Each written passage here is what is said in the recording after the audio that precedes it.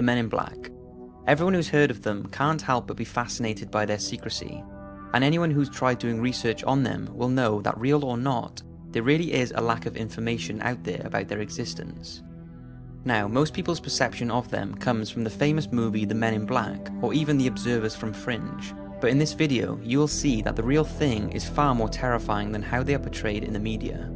In real life, it's believed they dress in black suits and come into your home uninvited, or bump into you in the street to tell you that what you thought was an alien craft or alien being was just your imagination running wild. It wasn't really there, so do not go spreading it around to your friends or family, or we will bring you nothing but harm. They are said to work with or for the government, and apparently often claim to be representatives of the Nation of the Third Eye, either as government officials or some part of the military service. Their appearance is believed to be somewhat agent-looking, with their black suits, hats, and sometimes glasses.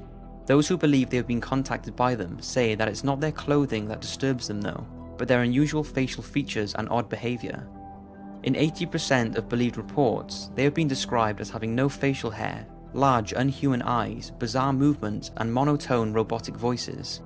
This has led many to believe that the Men in Black might not actually be men in black, but instead extraterrestrial beings working alongside the government, trying to keep secrets from getting out.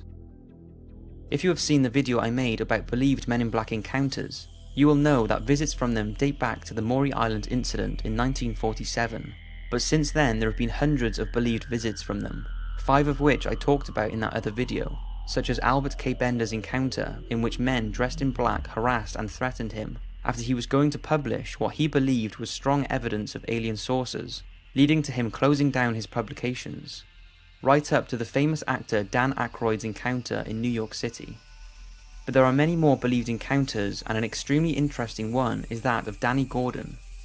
It all started in Wytheville, Virginia on the morning of October the 7th, 1987, when radio reporter Danny Gordon checked in, but this time he reported over the radio that 3 local sheriff's deputies all claimed to have seen a UFO nearby. After Danny's skeptical report to the listeners, the radio station was flooded with people claiming that they too also witnessed the unknown craft. Being a skeptic and thinking it was just experimental aircrafts, 2 weeks after all the phone-ins and reports, Danny and his friend decided to take a trip to where these UFOs were being reported. They did see something strange in the sky, but it was the second day when they returned where Danny managed to get a photograph that would back up everyone's reports. He returned home, but before he had a chance to develop the photo, he said he received a call from somebody who refused to identify himself. He told Danny that the CIA and the federal government were very interested in the Wythe County UFOs. Danny also received a few unknown calls from a person saying, "It's not for your place to be messing in defense matters."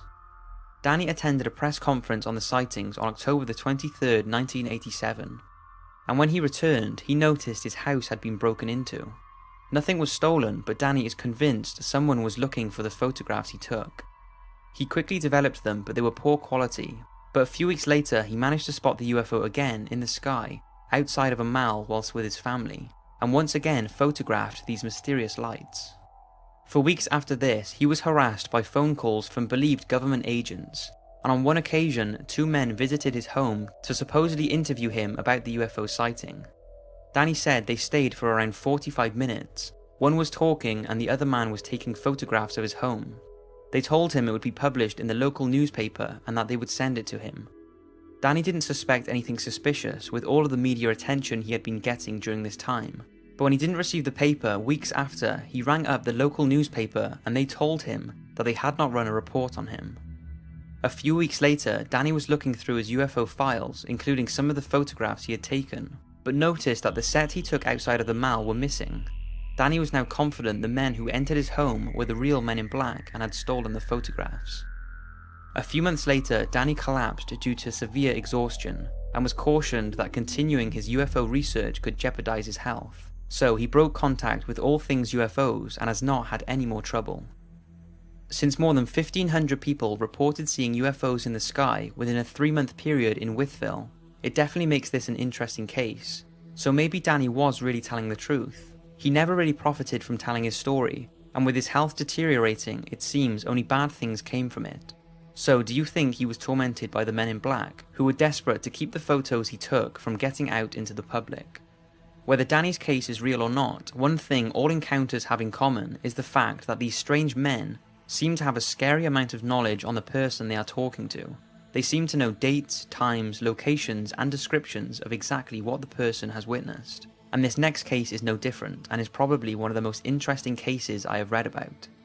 It took place in the 1960s when Timothy Green Beckley, a UFO researcher, claims to have caught a real man in black on camera who had been watching Jack Robinson and his wife for several nights. Jack Robinson was a Jersey City UFO investigator and believes he and his wife were under surveillance by a man in black who knew of Jack's extensive UFO research. The man would often be seen in the doorway of a building directly opposite Jack's home, and on more than one occasion, Jack and his wife would return home to find their house not as they'd left it. It wasn't a mess, but they could tell someone had been in there, and Jack could tell his UFO research papers had been disturbed. Jack's wife said that she had seen a man dressed in black looking up at the house with an emotionless look on his face, and they became convinced they were being observed. They mentioned the strange activity to Timothy Beckley and his friend Jim, and the pair decided to drive over to the house to check it out for themselves. And sure enough, just as Jack and his wife had described, a man dressed in black was stood in a doorway looking up at the house. Tim managed to take this photo and believes it's genuine proof of the Men in Black's existence. Shortly after the photograph was taken, the mysterious man was never seen again. Now, I know it could easily be faked, but no one has come forward to prove that it is, so we may never know. You see, the problem with these reported encounters is that they come from people who claim they have been contacted, and in general, most people do not believe that random members of the public are credible witnesses, with many thinking these people are just hoping to gain fame and fortune. But what about when official government members raise concerns about the Men in Black? Well, that's when things get interesting. In 1967, the United Air Force expressed concern that there were a number of people claiming to be part of the US services, going around dressed in black, telling UFO witnesses to keep quiet.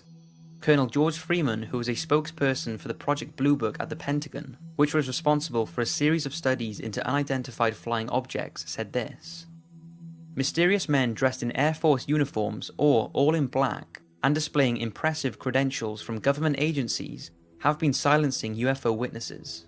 We have checked a number of these cases, and these men are not connected to the Air Force in any way. We haven't been able to find anything out about these men. By posing as Air Force officers and government agents, they are committing a federal offense. We would like to catch one. Unfortunately, the trail is always too cold by the time we hear about these cases, but we are still trying." Although this certainly doesn't prove the existence of the Men in Black, it's strange that they felt the need to raise that point. So, are the Men in Black government agents sent out to keep witnesses of UFOs and extraterrestrial sightings quiet? Or are they themselves some kind of alien being from another planet working alongside humans? Or are they nothing more than a mythical figure conjured up in our minds over the years? What do you think? I can tell you one thing from my own experience. Like I said, anyone researching them will have a hard job finding anything on them, as there is a complete lack of information on the internet. So if they are real, then they sure as hell are being covered up well. So that's it for this documentary. I hope you've enjoyed, and remember, if anyone knocks on your door late at night, shortly after you've seen or been researching aliens and UFOs, it's probably best not to answer.